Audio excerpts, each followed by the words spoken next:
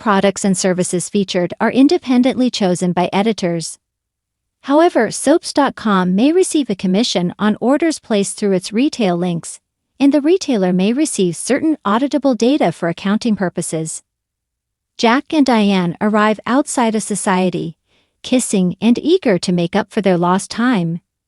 Peering through the window, she spots Victor and Nikki inside. It would make her day to ruin Victor's. Her husband suggests they ruin his day together. Nikki and Victor are sitting at a table inside. She's surprised to see Jack walk in with Diane on his arm. No sooner has Victor wiped his mouth than the Abbotts have swanned over to start the taunting. Nikki hopes that she's not witnessing a reconciliation. Jack confirms she is, and it's all because of Kyle. They talk about how the mustache used Kyle to hurt his parents, and Victor shoots back that if he wanted to hurt them, they wouldn't see it coming. He smirks as Diane calls him a backstabber. He assumes she must be upset about the Glissade deal. She says it was no deal. It was a scam, and he sold off the assets, leaving her an empty shell. I thought it was only fitting to give the empty shell of a company to the empty shell of a person, he says. They ask if he set their son up to fail.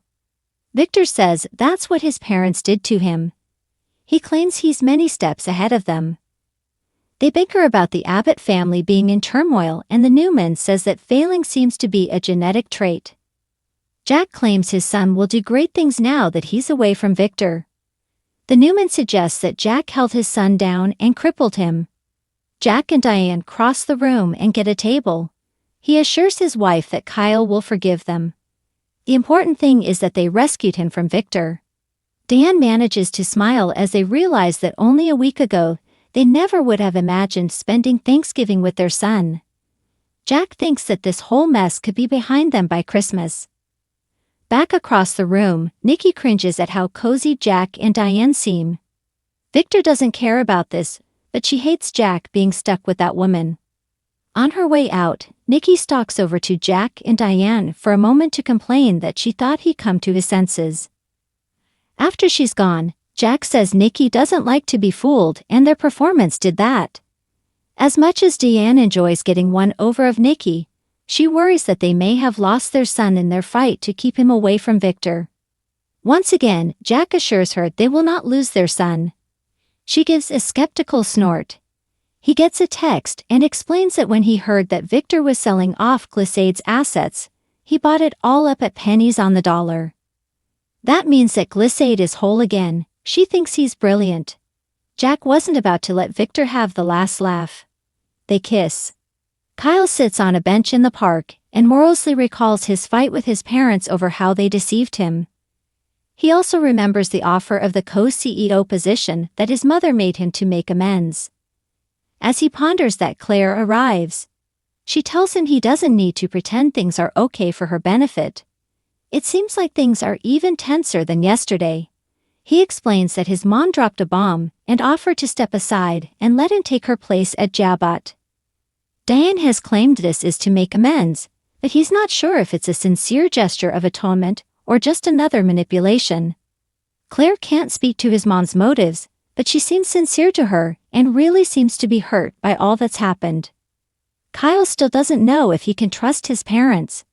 She's seen how genuine his mom's love and heartache are. He's tired of thinking about this, so he changes the topic to her and how her holiday went. She loved it. The family holiday stuff is new to her. He says she deserves to be surrounded by love and family.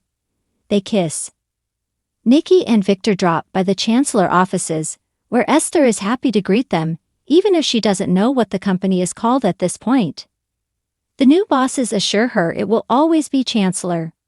Esther is sure that Mrs. C would approve and would love having Nikki in charge. They assure her that she can keep her job. When they wander into Nikki's office, Victor's impressed by how much she's already made it her own. His wife shows him the office-warming gifts that her kids gave her and then holds up a photo of Catherine. He misses Catherine, but he's sure that Nikki will keep up her legacy and make the company even more successful. She says she should have had faith he would get what he had his mind set on. Chuckling, Victor has her sit behind the desk so he can take some photos to send to the family, so they know that she is finally the CEO of one of the biggest companies. Taking a deep breath, she says it feels right, and she's ready to take on the world. The world better watch out, he says. She beams. Claire and Kyle race into the Abbott manse. They are about to head upstairs when his parents interrupt.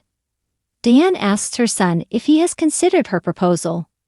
Kyle asks her to speak alone. They enter the dining room. Jack muses to Claire on whether they could have done things differently. Did they do enough? She hopes so. Kyle and Diane sit on opposite sides of the dining room table. He accuses her of manipulation on a grand scale, and she protests they did not do it for themselves, but to push him past his anger.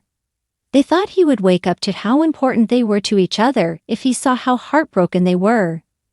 Then maybe he could feel something other than anger. Her son points out it was a twisted plan, and Diane insists they were desperate. Seeing him get pulled in by Victor crushed Jack, but he believed that he could come back to them and the love they share. Did it work? Leaning into her worst side killed her, but she needed to do it to stop Victor. Now he's free of him.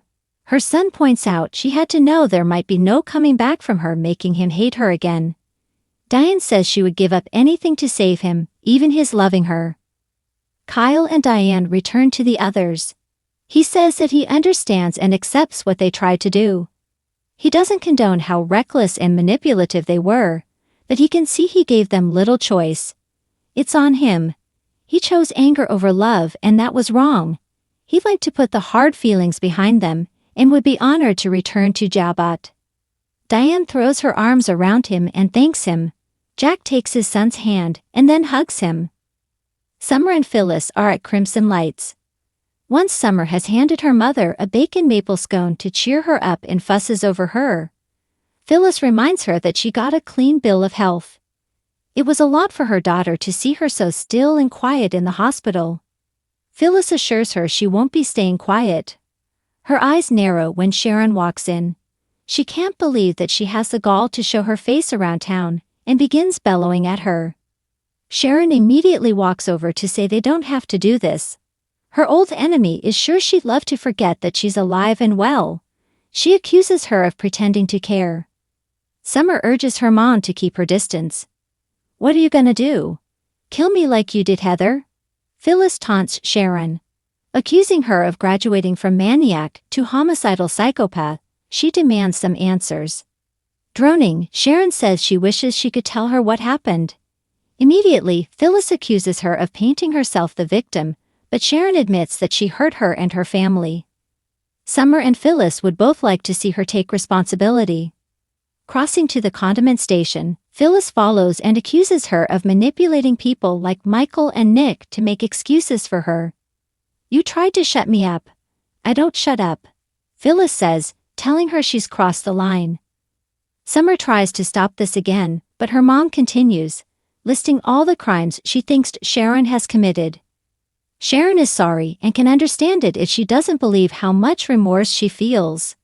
Apologies are not what Phyllis wants. She will never forgive or forget what she's done to her family. If Michael gets her off, she will seek her out and get justice, showing no mercy. When Sharon stays silent, Phyllis wonders why. She explains she has no defense. All she can do is try to show remorse. Who is this performance for? Phyllis asks. Once again, Summer tries to calm her mom down, but this only makes things worse. Phyllis has been going on for months about how Sharon was guilty. Getting in her face, Phyllis tells Sharon that she is going down. No matter what she does, she won't get away with it. You're absolutely right, Sharon agrees, adding that she is ready to take full responsibility for all her crimes. She wants to do all she can to help the healing. If what she did was indefensible, Phyllis suggests that she fire Michael, plead guilty, and serve the full sentence. Then no one will have to experience the pain that just being in her presence brings. That's enough, blurts Michael as he interrupts. Phyllis tells him he's lost a client because Sharon is pleading guilty. The lawyer explains she will need someone to represent her in court regardless. His old friend is disappointed in him and will never forgive him for his betrayal. Declaring that she's repulsed, Phyllis is about to leave with her daughter when she stops to speculate on Sharon's motives. She says that there has been enmity between them since the night Cassie died. Her guess is that the things she's done have been an attempt to get over her pain and grief. Sharon admits that is part of it. Phyllis is surprised that she didn't think she would fight just as hard to get justice for her kids. Michael and Sharon sit on the patio. She tells him that Phyllis has every right to be upset. She's broken so many laws she doesn't feel like she has the right to hide behind them now. The lawyer thinks she should be getting her life back on track. Sharon has decided that Phyllis gave her a reality check after she'd taken a break from it. The more she thinks about it, the more she thinks Phyllis may be right. If she wants to honor the goodness of her daughter, she needs to take responsibility for the wrong she's done. She doesn't need a trial. She wants to plead guilty to all charges and go straight to prison.